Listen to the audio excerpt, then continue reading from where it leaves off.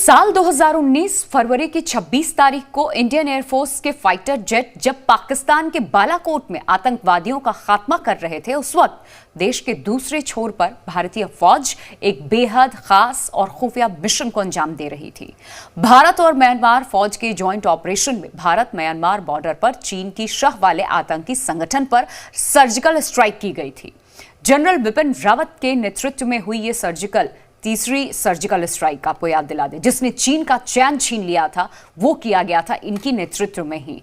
और अब इस रिपोर्ट को देखिए।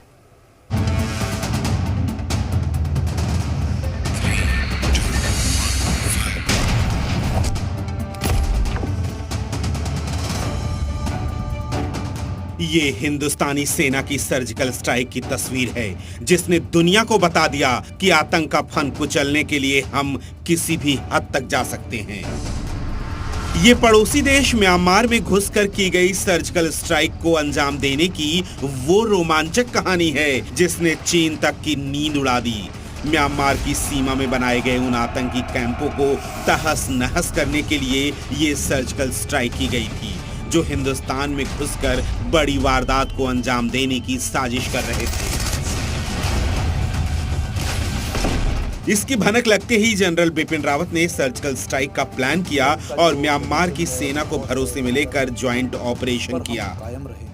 सर्जिकल स्ट्राइक अराकान आर्मी के आतंकियों पर हुई, जो म्यांमार का उग्रवादी संगठन है, जिसे चीन की भी शह है। भारत के उत्तर पूर्वी राज्य मिजोरम की सीमा के पार म्यांमार के घने जंगलों में अराकान आर्मी के सीक्रेट आतंकी कैंप थे और वो हिंदुस्तान में आतंकी वारदातों को अंजाम देने की फिराक में थे।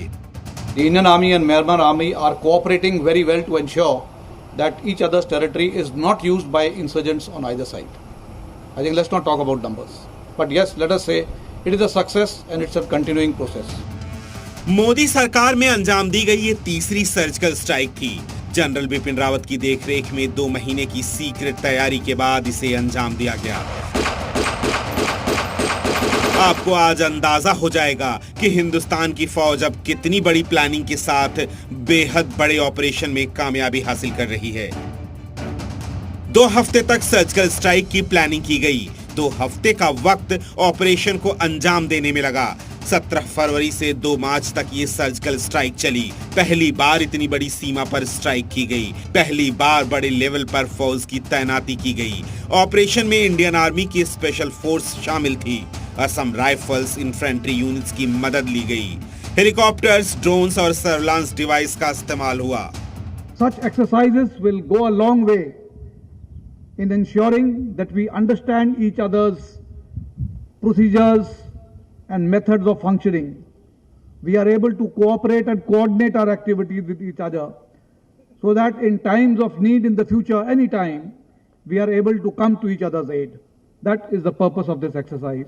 And I think if this has been accomplished and achieved, we can say it is mission accomplished. आतंक के खिलाफ इस ऑपरेशन को उस दौर में अंजाम दिया गया जब तीनों सेनाएं पाकिस्तान को सबक सिखाने के लिए तैयार थीं। इस ऑपरेशन से चीन को कड़ा संदेश गया, क्योंकि हिंदुस्तान के खिलाफ ड्रैगन अराकान आर्मी को अपना मोहरा बनाने के लिए बड़ी चाल चल रहा था। उन्हें अत्याधुनिक हथियार मुहैया कराने के साथ उनकी ट्रेनिंग भी मुहैया करवा रहा था और हर तरह की मदद दे रहा था। हिंदुस्तान की उत्तर पूर्वी सीमा पर सिर उठा रही इस चीनी साजिश का खात्मा जनरल बिपिन रावत ने बेहद सूझबूझ से किया था। ब्यूरो रिपोर्ट, जी मीडिया। तो कुछ इस तरीके से हमारे फौज के महानायक ने आज देशवासियों से विदा लिया, जिसका पूरे देश भर में इस वक्त जो शोक है वो देखी जा सकती है। स्तब्ध है हर कोई इस खबर के बाद। एक छोटे से ब्रेक लिए यहां पर रुक रहे हैं। खबरें आगे जा रही हैं, आप बने रहिए जी हिंदुस्तान के साथ। जब तक सूरज चांद रहेगा, जनरल रावत तुम्हारा नाम रहेगा। तो आपकी याद कभी भूलेंगे नहीं हम।